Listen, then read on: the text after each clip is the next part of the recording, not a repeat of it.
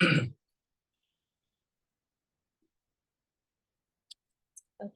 Okay. So my name is Rakesh. I'm 36 years old. I'm an IT entrepreneur based in Kerala. My basically my job is to do research for my company. My research is currently in artificial intelligence, and I'm living with my wife Hita. Then what? I was diagnosed autistic 2 years ago. I'm still trying to understand autism exactly. So that is all. Anything else? Could you just explain why? She is here to support me with my communication. I might get stuck in between and lose speech. So, okay, then, yeah, that's it. I don't know. Do you want to know anything else? No, I think that's good. Yeah. Yeah. So, as a child, did you know you were different from your peers? Well, I've always felt like an outsider. Like even in group settings, it would be like I am the odd one out. Like I always felt like looking in from the outside. I don't know how to explain it. Somehow they have some kind of language between themselves that they could communicate with, and I didn't know that code language like that. Yeah, I've always felt like an outsider, and then I was always labeled very sensitive, always crying, not physically active, and all that. And people always talked about me unable to control my emotions, like getting angry or getting like crying all the time and all that. Have friends. Yeah, friends. I don't remember having many friends until the age of 10. After that, I had a few people who were interested to listen to what I am interested in. Not all the time, but still, at least a bit. And I was always bullied in schools and college and all that. Somehow they knew I was different. I don't know how. And I could see that they are attacking me more than they are attacking similar people like me. I mean, no, how do you say similar people? Like, I did not see any external differences between people like that. Then I thought there was something wrong with me. That is why people are bullying me. But I could not find what the reason was. And eventually I started thinking of myself as having someone as having less value, less intrinsic value, and yeah, that is what my school experience was like. I don't know if I'm making sense. Okay. Yeah. So yeah, school experience. So after like school, were there any experiences that that you might Yeah. think of? Yeah. Even through college, it was hard because the thing is, in college, the social needs are increased in a way, right? And I could not figure out the motivations of most people. People used me all the time to get their work done, and and then they like I thought all my acquaintances were my friends, and then there was this confusion of like I would think that they are closer to me than they actually feel, and that would create a lot of issues. And then my bluntness was taken as insulting by many people, and how do you say, and not knowing that you shouldn't say something. Yeah, exactly. Yes, there are certain things you shouldn't say outright, apparently, and that I used to say it without any block and all that. So that used to like annoy people, and apparently many people. I tend to over-explain things to explain something, and people used to think of that as me insulting their intelligence, which I was not. I have not thought of anyone as less or more intelligent ever. But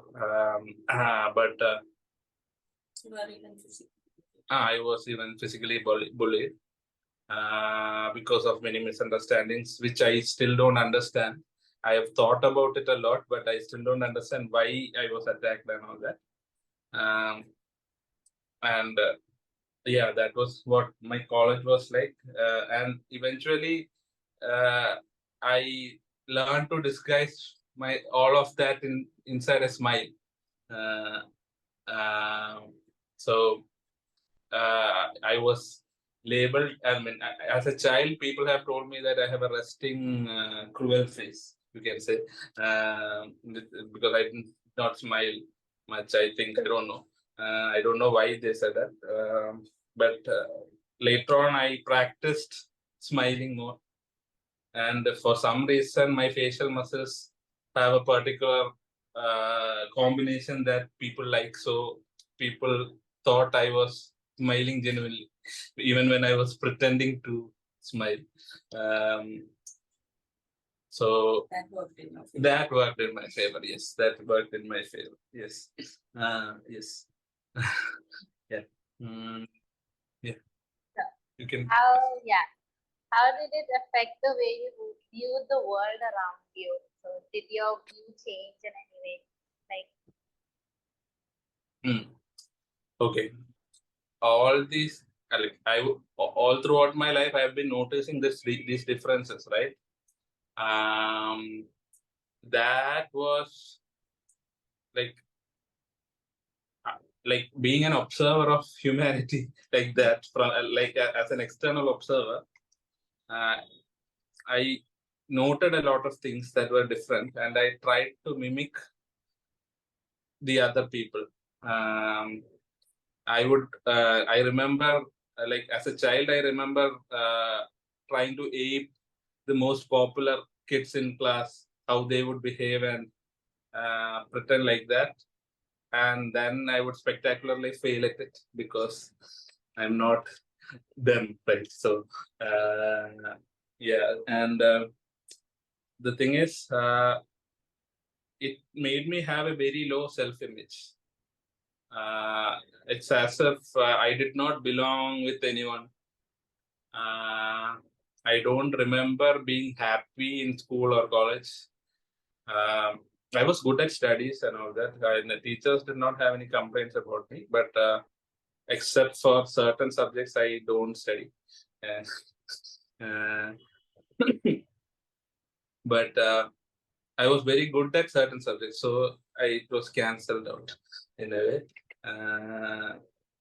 But yeah, to me, I thought of myself as a burden to everyone because I was crying all the time, and I like even in as you grow older in your teenagers and all that, people don't expect boys to cry, right? And I wouldn't be able to control my emotions. I used to burst out in tears in class and all that. And to me, like people used to tell me to man up and all that. And I started thinking of myself as a burden on others, and I developed a habit of being extremely helpful to other people, so that I can cancel some of it off, so that like I will be less of a burden, you can say. But that didn't work out. But because people will keep using you till you are fully burned out. till I was fully burned out. Yeah. Yeah. So you told us that you got your formal diagnosis 2.5 years ago, right? So yeah, you said in the beginning. So I just want to know, like, how did you come? I mean, how did you go about getting formally diagnosed? What made you like go get a diagnosis? Like, yeah. Okay, that is a long story. At the age of 25 or something, I didn't know about autism or Asperger's before 25. I knew I was a clumsy, a very weird person, but I didn't know why that was. I read about Bill Gates having something called Asperger's, and I had connected with his story a lot before, because he was a child programmer also, just like me. And when I read about Asperger's, I saw that there was clumsiness in it. There was lack of social communication and all that. And I connected with that. But when I read about it, I thought, oh, I don't deserve to minimize. No, I don't deserve what do you call it? An explanation to what I'm going through, because I thought people having autism and Asperger's are really disabled, and I am not disabled. I mean, it's just a very like the it was very normalized within me what I am. So I thought I thought I shouldn't take up their space by trying to get a diagnosis, or I thought I didn't deserve it. So I kept it in my mind and kept it aside, and I asked few of my friends, and they all denied it. So because I was heavily masking at the time, so they completely denied it. I was only myself inside my room. So even everybody decided. So I kept it aside until the age of 30, when I got burned out, and I started attending therapy. Even during my therapy, I got diagnosed with depression, dysthymia, anxiety, and all that before I got diagnosed with autism. I got diagnosed only at the age of 34. That many years I went to therapy, therapy was not working for me before my diagnosis, because most of the things that were taught to me were meant for neurotypicals, which I could not connect or relate with. So that is my journey. That is how I got diagnosed. Yeah. So, how did your family respond to your diagnosis? Okay. Okay, that is. Okay. First thing is, I'm still trying to understand my journey. I mean, there are so many parts of my life I still haven't resolved completely. So, because understanding this thing from inside you is kind of very confusing. When you say that you have social communication difficulties, like it's like explaining sight to someone who cannot see. like like when you are inside your brain, how it's hard to understand it. But I have an obsession with understanding things and breaking it down logically and understanding. Otherwise, I cannot accept something unless I can break it down and understand it. So the last 2 years, I have been trying to understand autism. I've been talking to a lot of other autistic people. I've been reading about it, research and all that. Okay, you can say autism is also a special interest of mine right now. About family, I actually don't know how much they know. So initially, they were all in denial and they were all saying I have no problem like that and all that. But I think, and also TV shows like The Big Bang Theory and Good Doctor and all that have colored the perception of autism as people with no emotion, which is not true. So the I think I've been writing in Instagram and all that about my experience.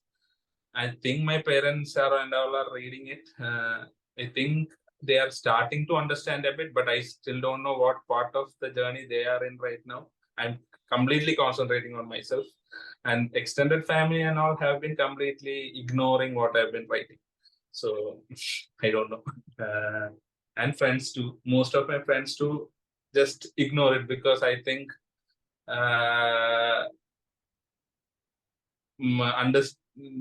accepting that they bullied or maybe made fun of an autistic person makes them more accountable. So I don't know. So I exactly don't know what journey my parents are going through, my sister is going through. I don't know. Is that okay? Yeah. So as a child, did you attend any therapies? Did you have like communication difficulties as a child, like in the beginning? So when usually for autism, children start talking late. So was it like that for you? The problem is I don't know. I don't remember that. Only thing I remember was people talking about me. My parents did not observe me that much. And only thing I remember was I used to play with my toys alone in my room. And I was quiet. I was known throughout the school as a very quiet person who does not talk much. Which is why another reason why teachers liked me. And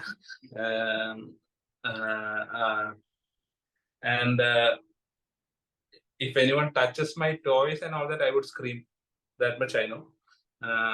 And they used to label me as someone with a lot of, what do you call it? I don't know. With a lot of anger, tantrums. With someone who had a lot of tantrums. Very violent tantrums. And throughout my life, my parents always talked about me having anger management issues. And that is all I know about my childhood. But yeah, I don't know about the talking thing, actually. I don't know about that. So after the diagnosis, has it helped you to understand yourself? Or have you had any therapies after the diagnosis that have helped you? Okay. Yeah, I've been in therapy for the last 2 years with the diagnosis. And yeah, actually my therapist and I have been learning together a lot, because adult autism is not clearly understood completely. Like there are a lot of manifestations of it. The only thing that is that we know that is the experiences that are shared online are mostly about white cishet men. So it differs between culture and all that, and between genders and all that. Each artist. And in each autistic person is different.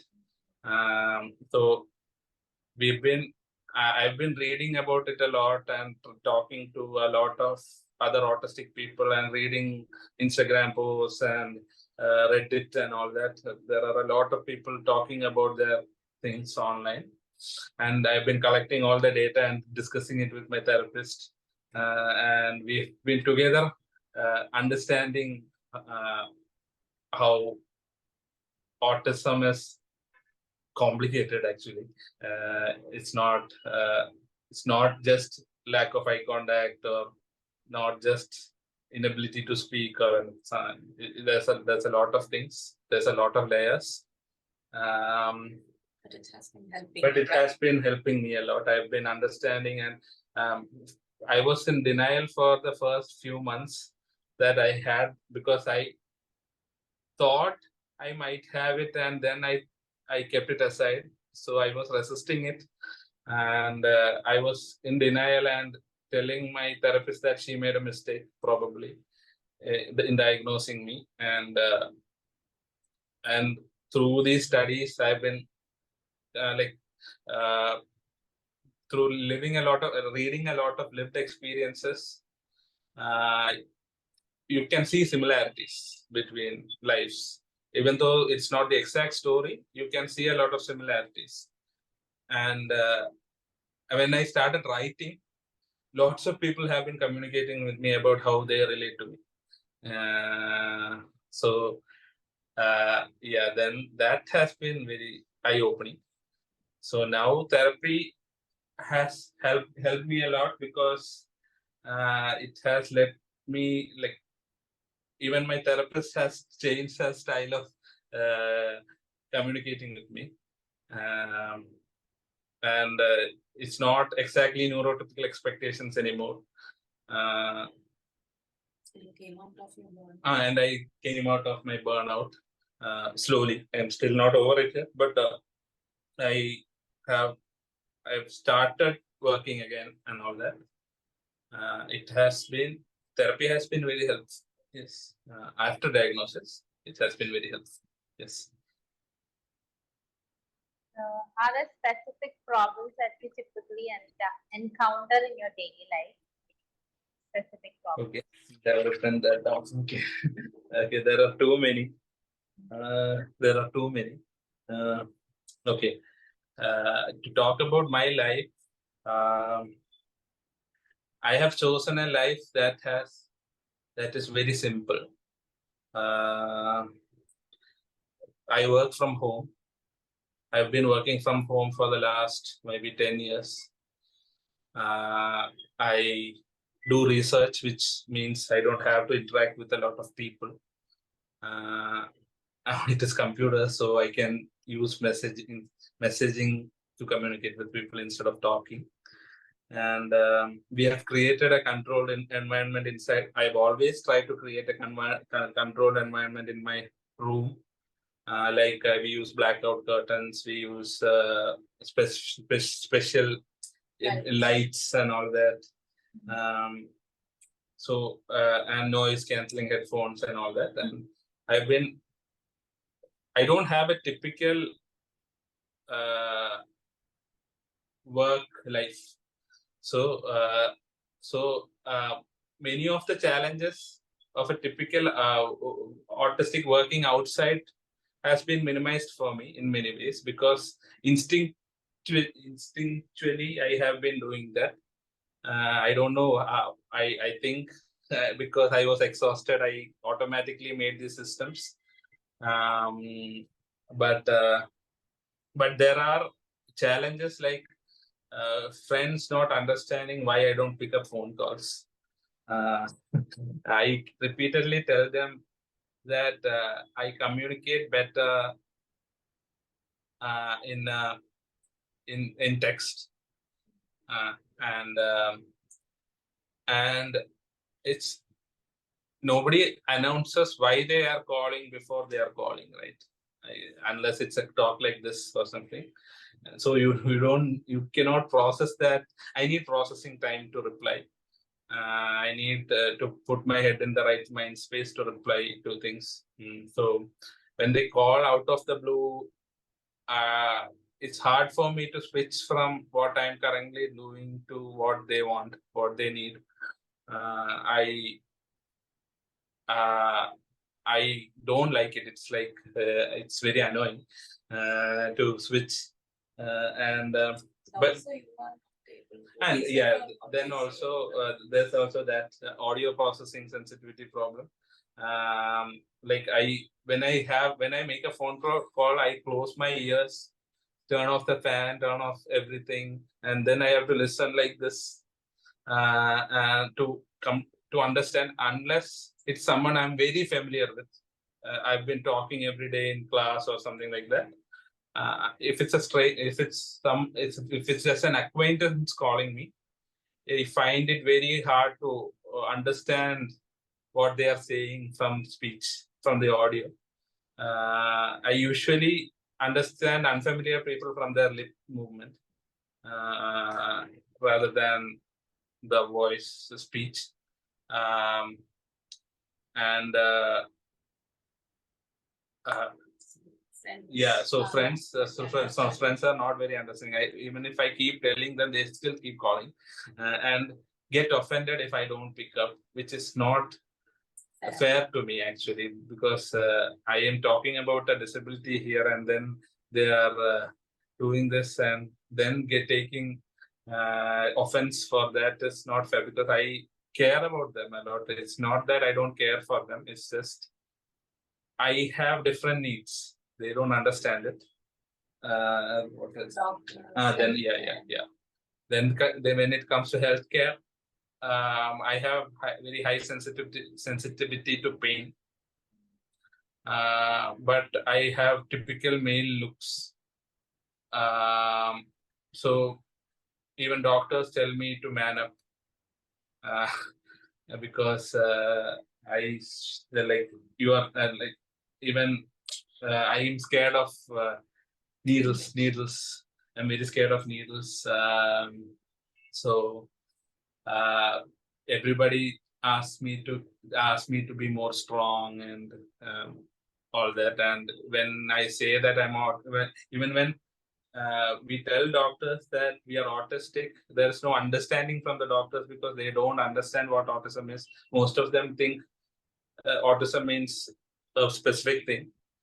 There are even heart issues. And I have heart variation problems and all that, which are non-typical, and I think it has but associated with autism.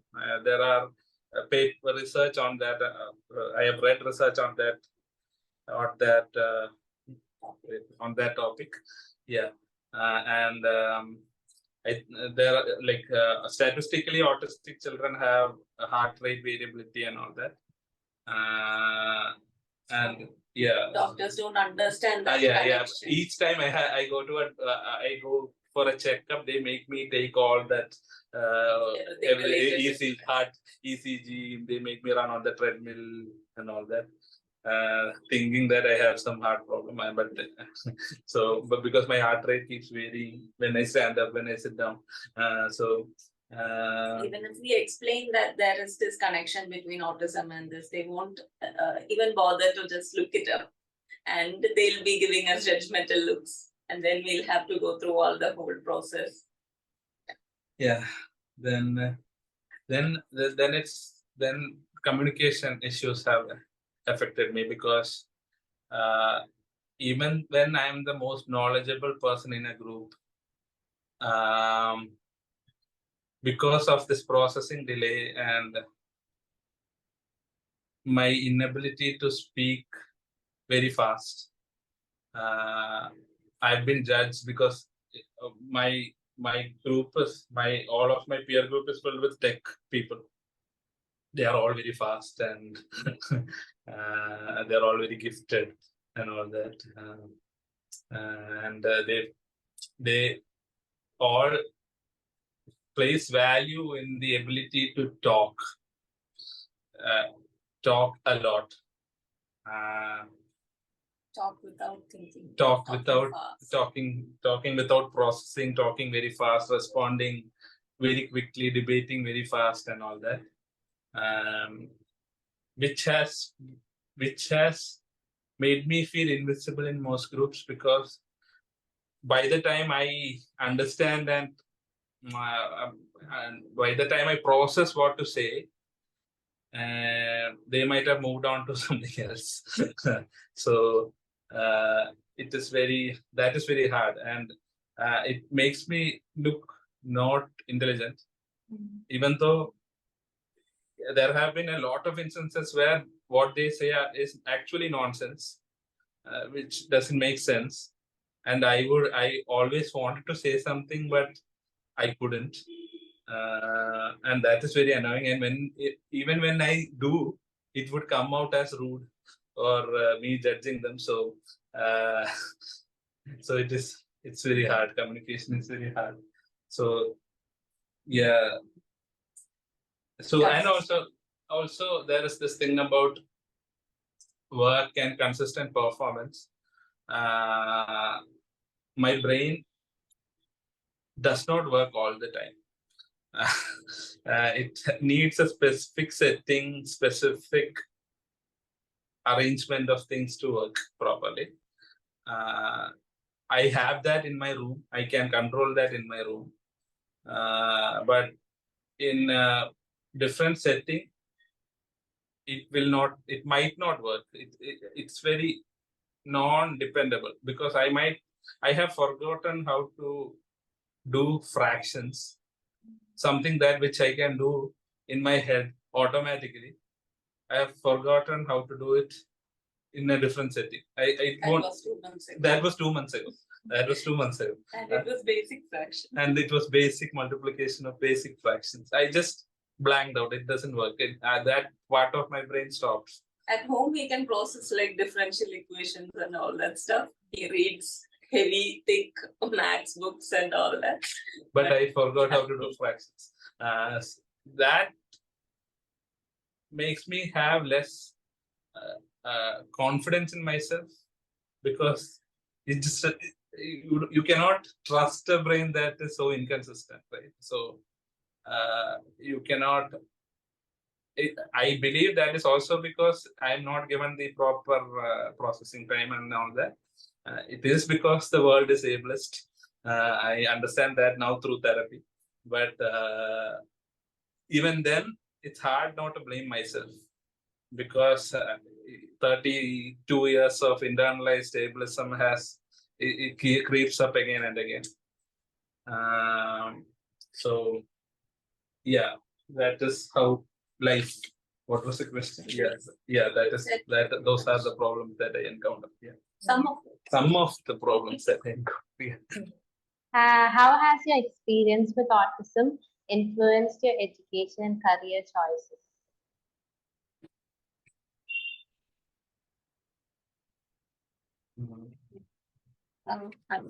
She'll come back now. Yeah. Somebody rang bell.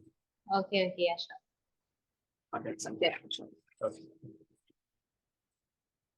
Okay.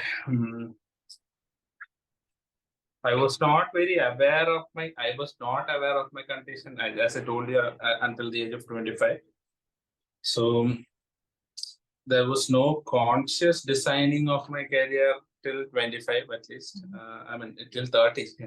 I wasn't designing it, but I've always wanted a quiet life. It's not. I never wanted to be part of the competitive rat race thing. I've never ever wanted to compete in exams. A competition drains me. I don't need competition to learn. I do it out of curiosity. And this whenever there's competition, like I don't get enough time to process. So I've always stepped away from competition and done my own thing. Always learned my own way.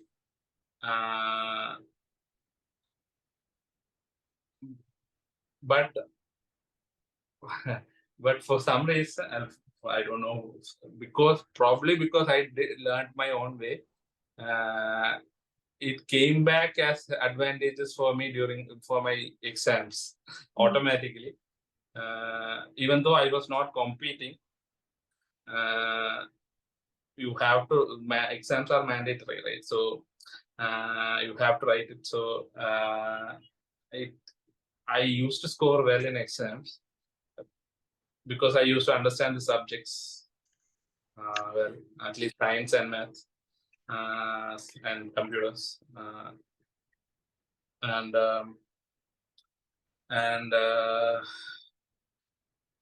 work-wise, right now, I've divided my work in a way such that one of my partners do most of the communication, and I only have to communicate with him. I don't have to communicate with clients, or I don't have to communicate with the other employees in my company. I only need to communicate with this person. And I think I chose this automatically because I knew the other thing was tiring me. Even starting a company of my own was a decision that I took because I did not want to be part of that race.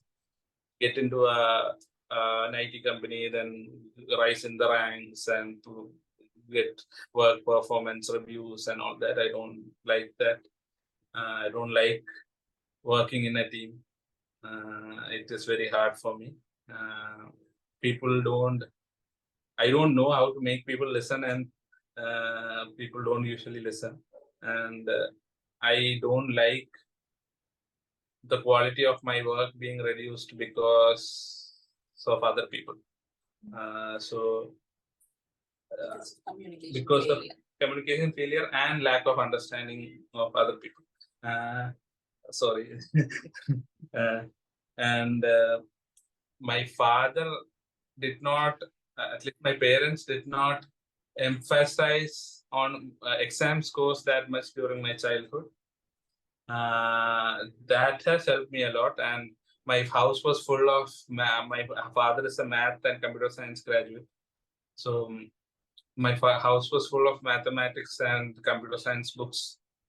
As a child, I used to, like, at the age of 9, 10 and all that, I used to go through them without understanding much. But I used to find fun in going through them and trying to decipher these things like puzzles. And I started programming at the age of 13, 12, 13. Before that, I wanted to be an astrophysicist. I read about Stephen Hawking and his book at the age of 12, and I emailed him actually because I wanted to talk to him. But sadly, he did not respond, obviously, because he's not well. He was not well, but I did get a reply from one of his assistants saying Stephen Hawking does not have time to reply. And he pointed me to a physics forum that was active at that time, where I could go and ask my questions about his book. And I was very disappointed because, but yeah, like that. Then I went into programming. Accidentally, I read the book, one of my father's books, and I understood that I was always breaking machines as a child. I would try to open it up and try to figure out how it works. and in the end, I won't be able to put it back together. So I would then hide it in my box or something without anyone knowing. But I found out that computers it's a sandbox where you can write anything without breaking the computer. You can perform a lot of experiments and do whatever you imagine without breaking the system, which was like, that was a revelation for me. That's how I started programming. And soon after, I started working for my father's company. That was at the age of, when was it, 13, 14, around 30. After, not even after 13, I think late 13, you can see. Okay, yeah. Then it continued and my career became programming. And then now I pick interesting projects to work on. I don't, anything that catches my fancy, you can say. Right now it is artificial intelligence. I'm researching neural networks and all that, chat GPT and all that stuff. Yeah, that is how autism has affected my career, you could say. Right? Did I say everything? Yeah. Yeah. So we have to talk about the coping mechanism, right? Skip that question. So what coping mechanisms do you use to deal with the problems that you face? Okay. Okay. Yes. I use a lot of sensory accommodations. For example, sunglasses, noise. I have multiple noise cancelling headsets. And I use. I have a habit of stimming on random objects. Like I would play with the pen and all that, and hair accessories and all that, and break them eventually. After learning about autism, I understood what stimming is, and now I have bought a lot of stim toys to play with when I'm very restless. Then I have body temperature issues, regulation issues, which is a part of autism. And I sweat even when it's very cold. I might even get chilly even when it is very hot. It is very confusing. So I carry a heating bag, and I mostly travel in air-conditioned places. And then I don't like the feel of tight fitting clothes and tags and all that. So I always wear a particular brand of clothes, and every one of my friends and my wife complains that I only have one color of shirt. This is a different color, but I usually wear black.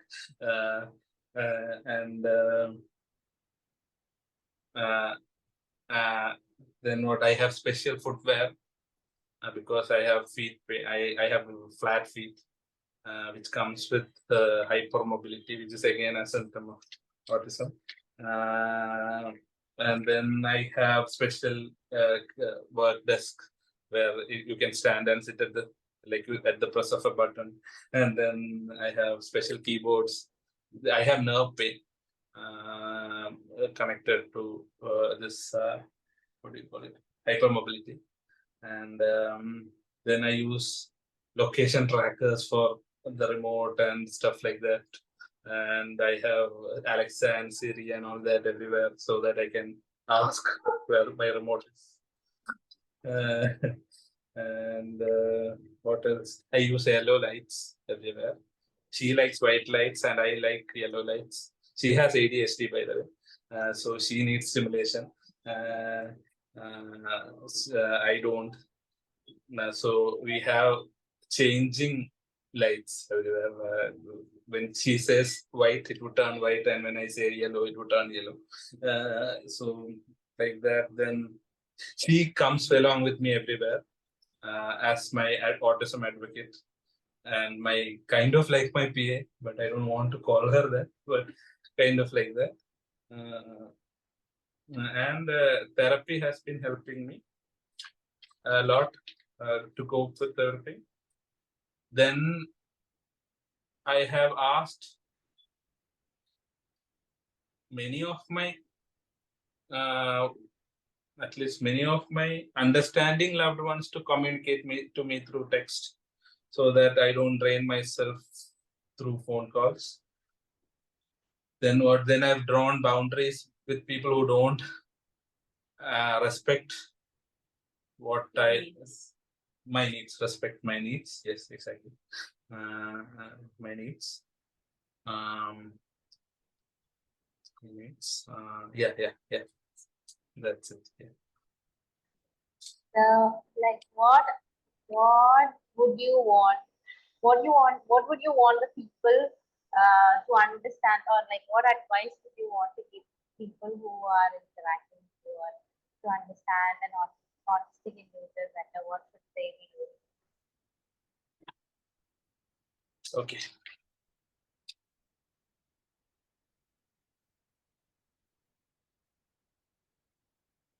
Okay. The first thing is, nobody understands autism. I don't think even the people who wrote DSM understand the whole total implications of autism. I might be insulting a lot of people by saying it, but it is true. All the because, as we say, it's a spectrum. There are a lot of manifestations for it, and what I found is there's a lack of empathetic listening within the neurotypical group. They just don't believe something if they have not experienced it. Yeah. So when I have tried to explain to people, they either say everyone's a little bit autistic, something like that, which is not true. People think that spectrum means that autism goes from 0 to 100%, and some people are 10% autistic, some people are 50% autistic, and some people are 99% autistic. One of my very close friends actually told me that recently, but that is not what the spectrum means. The spectrum means that there are a lot of manifestations of autism. It's not that it's a range. So I want new. I like, just like you say, you have to believe the victim. Here, I want people to listen and believe. There's no downside to believing. When you say that the sound is hurting me, there's no downside to believing me. When I say that I cannot hear phone calls, if that person chooses to switch over to a text and tries to communicate with me, that person can see that I'm communicating properly with them, if they just take that step. But many of them are not willing to take that simple step. Instead, they take it as an offense.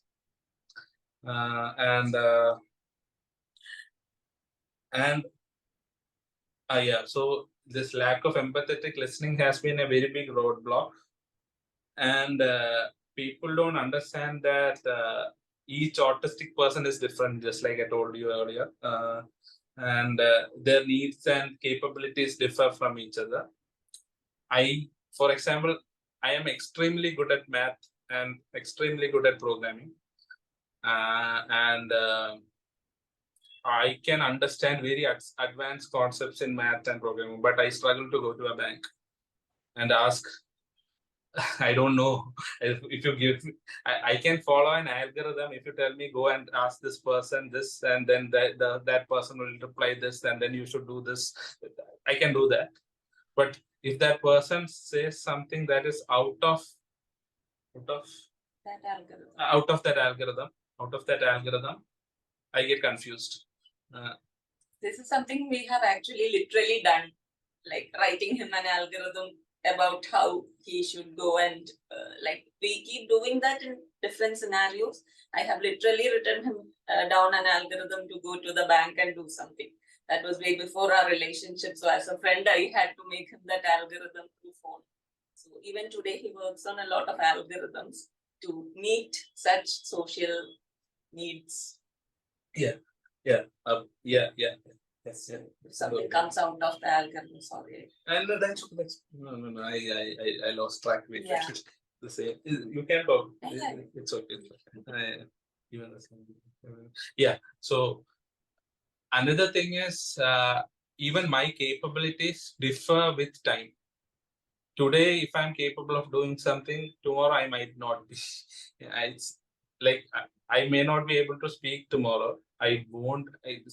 I may not be able to form coherent sentences tomorrow. It all depends upon something that goes on in my brain.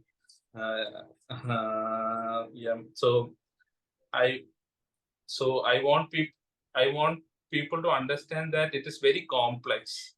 Autism.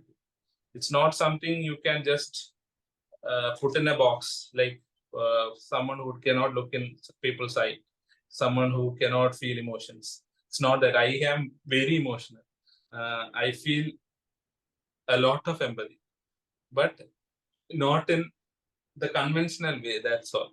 I feel empathy in a logical way.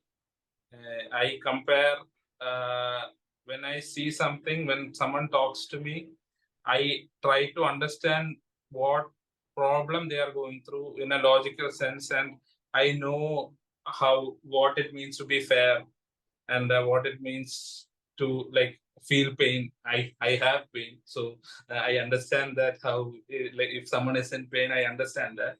So it's not that I lack empathy. It's just that many times I don't know what to do when someone asks me to be empathetic. I don't know what to say. I do feel things. Then what else? Yeah. So each individual is different in autism. That is what mainly I want people to understand, and I want them to listen. I want them to listen. There's nothing they'll lose by listening. There's nothing they'll lose by listening and believing, because okay, they might not have gone through it, but that doesn't mean it does not exist.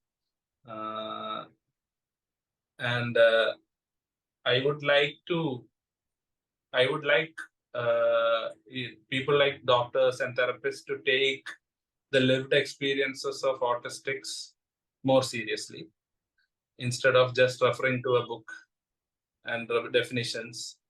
I would like to like everyone to learn more about this, because in the end, talking about disability as a whole, nobody is immune. No, you cannot guarantee that you will never be disabled. You could get into an accident and become disabled. You can lose your eyesight. You can lose the ability to talk, whatever, and you can be disabled. What I understand is people realize that there is no support for disabled people only when they become disabled, which is not ideal. Which is not ideal. That is, there lies the empathy I'm talking about, the lack of empathy I'm talking about. That is not even, you don't even have to mirror empathy there. You just have to use logic.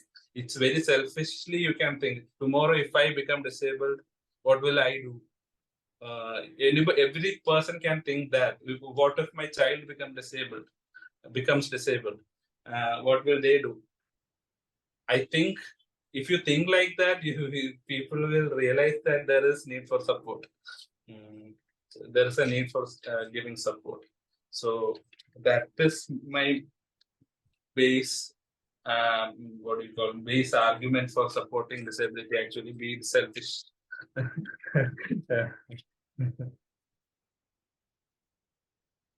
How can work environment in schools be more inclusive to support autistic individuals? Schools. Yeah. Okay, again, repeating, we know that every autistic has different challenges. So I'm pretty sure most teachers are not very aware of learning disabilities. At least in my childhood, they were not. Even now, I don't see that much because I don't see understanding about autism or ADHD or anything else. Dyslexia, or I think dyslexia is more accepted because of some movies, but some movies. But there is dyscalculia, there is a lot of dysgraphia and all that, dyspraxia, hyperlexia, and all that. So we need teachers to be educated about all this. There are different kinds of communication children do. There are different methods through which children learn. And just because a child is not typical does not mean they will not succeed in life. If you give them the right support, they can. I'm not saying everyone can, but yeah.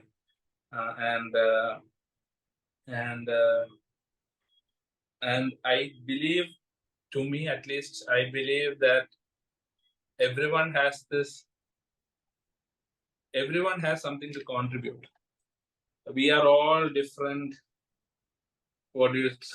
I have this model that we are all different computers trying to calculate how to solve different parts of the same problem. How to calculate and solve different parts of the same problem. For example, it is because of a lot of different thinkers that we have so much technological advances now. It's not because everybody thought the same way. It's because there was Newton, there was Einstein, there was Turing, there was a lot of people who thought in different ways. I'm not saying neurotypical and neurodivergent ways. I'm saying different kinds of thought processes. And that is how we get advances. And in that way, I believe everyone has something to contribute. Some people have art, some people have music, some people have dance, some people have, everything is they are all contributing. So I want teachers to be aware of that, aware of these differences. And then when it comes to work, for example, I am someone who cannot go to office every day and perform at my optimum best. I need a particular setting and setting for working properly. And I don't think I will get that in a traditional workspace. Unless I position myself that way.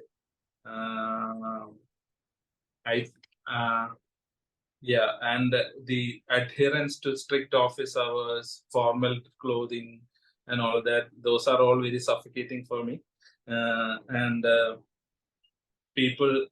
is this whole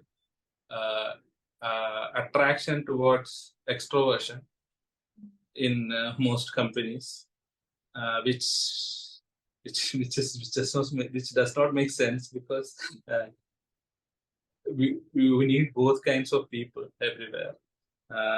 But it's still the people who can get their voice the highest who gets noticed, which is unfair. and which is actually stifling a lot of voices. Of the same company. And even growth of the same company itself. Yeah. So I wish people everywhere were more open-minded about these things. There's nothing to lose. And the thing is, even though my work method is unconventional, I have never ever missed a deadline. So if you expect conventional behavior from me, I might keep missing deadlines. So give me what is ideal for me, I will work at my optimum best. So you need to identify that for each employee. You have to believe each employee for that, and just look at the output, not the methodology. So yeah, that's it. Can you suggest any resources or support networks that have been helpful to you?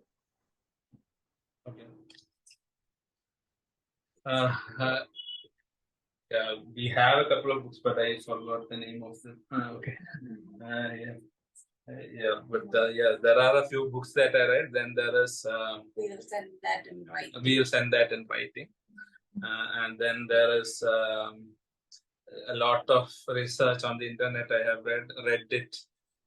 Then there's much Spectrum page in Instagram, and a lot of friends I made through Instagram are autistic. I've talked to a lot of people who are autistic, and then there's YouTube, lot of content on YouTube. Then what? Then therapy. Then it was like therapy also made me realize a lot of things.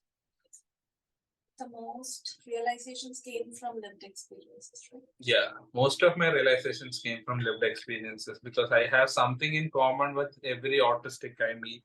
There is some story that is in common with every autistic.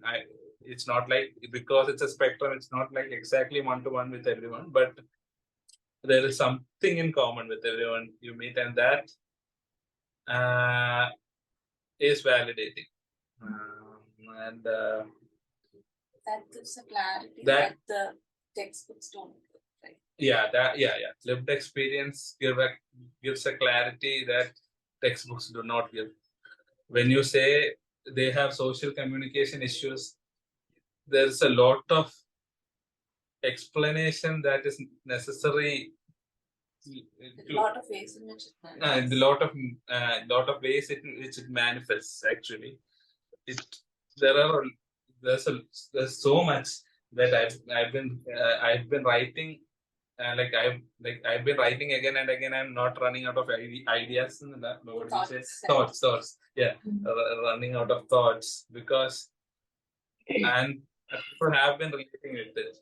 So yeah. So what was the question? Support networks. Yeah. Yeah, okay. Then we've come to the end of the interview. I'm so thankful that you did this interview. I think it's important to know, it's important for people to understand what is going inside the mind of an autistic individual, and their experiences are so different from our experiences. So I think this will help people to understand. I hope it will help people to understand, and I hope that yeah. So as a therapist, even though I work with autistic individuals for some 5 to 6 years, I still am learning a lot, and this is helpful to me as well. So yeah, so I'm so thankful that you did it.